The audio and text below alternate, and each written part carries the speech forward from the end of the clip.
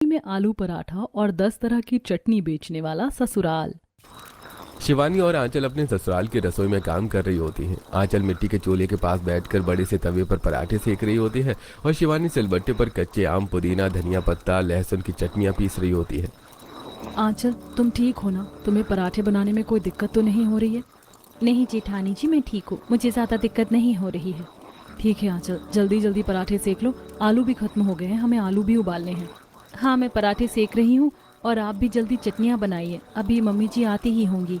शिवानी और आंचल आपस में बातें कर ही रही होती हैं कि तभी अनीता रसोई में आती है। बाहू, तुम लोग बातें कर रही हो, जल्दी जल्दी हाथ चलाओ। ये क्या ढीलेपन से काम कर रही हो? बाहर ग्राहकों की भीड़ लग चुकी है और यहाँ तुम्हारे अभी 10 पराठे सही से तैयार नहीं है। और शिवानी बहू, तुम जल्दी से कच्चे आम की चटनी और लहसुन अदरक डालकर मीठे आम की चटनी बनाओ। हाँ माँ जी, बस ये पुदीने की चटनी पीस लूँ, फिर वो चटनी बनाती हूँ। क्या शिवानी बहू, अभी तक तुमने पुदीने की चटनी तैयार नहीं की? उसे हटाओ, पहले आम की चटनी तैयार करो। ग्राहक आम और अदरक लहसुन की चटनी मांग रहे हैं। और आंचल बहू, तुमने जितने पराठे बनाए हैं दे दो, मैं ये पराठे बाहर तुम्हारे ससुर जी को देकर आती हूँ। आंचल एक प्लेट में 10 आलू के पराठे रखकर अनीता को दे देती है और अनीता अपने घर के बाहर अपने ढाबे में जाती है, जहाँ छोटा सा काउंटर होता है। कुछ ग्राहक टेबल कुर्सियों पर बैठे होते हैं और राहुल ग्राहकों को खाना परोस रहा होता है। वहीं अमित और अरुण ग्राहकों से ऑर्डर ले रहे होते हैं और सूर्यलाल पैसे काट रहा होता है। लीजिए जी, 10 पराठे और आ गए हैं और चटनी भी तैयार हो रही है। जी, मुझे आपकी आम की खट्टी और आम की मीठी चटनी, साथ में आम की तीखी चटनी और थोड़ी नारियल की चटनी भी दे दीजिएगा।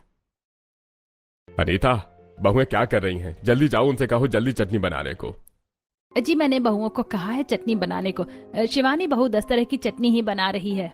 क्या अभी तक बना ही रही हैं? लगता है मुझे ही जाकर देखना पड़ेगा।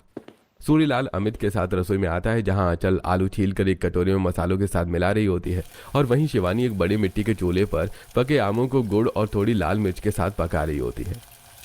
बाहर से ज्यादा गर्मी तो इस रसोई में हो रही है। बहुओं को भी बहुत गर्मी लग रही होगी और आंचल बहू तो प्रेग्नेंट भी है। अरे बहुओं, जल्दी जल्दी हाथ चलाओ। अभी तुम्हारी सास तुम्हें कह कर गई जल्दी हाथ चलाने को, उसके बाद भी तुम लोग इतनी सुस्ती में काम कर रही हो। शिवानी बहू अभी तक मीठी चटनी ही तैयार कर रही है, फिर बाकी की चटनियां कब तैयार करोगी? बस बस पापा जी, हो ही गया। ये चटनी तैयार करने के बाद नारियल की और कच्चे आम की 5 तरह की चटनियाँ तैयार कर दूंगी।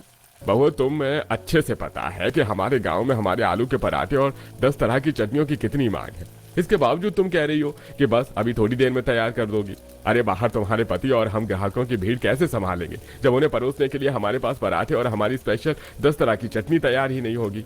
हम अगर अच्छे से सर्विस देंगे तभी ग्राहक दोबारा हमारे ढाबे पर आएंगे, वरना गाँव में और भी लोग हैं जो पराठे बेच रहे हैं।